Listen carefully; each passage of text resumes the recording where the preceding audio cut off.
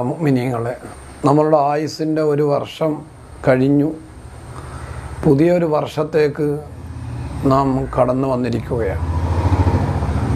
വർഷത്തിൻ്റെ തുടക്കം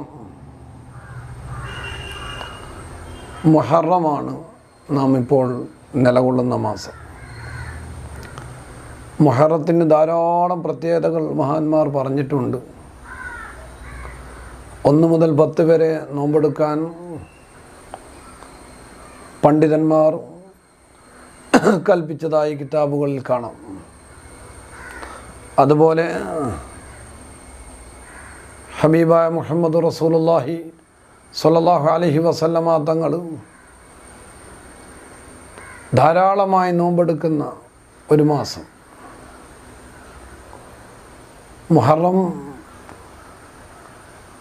ഒരുപാട് ചരിത്ര സംഭവങ്ങൾ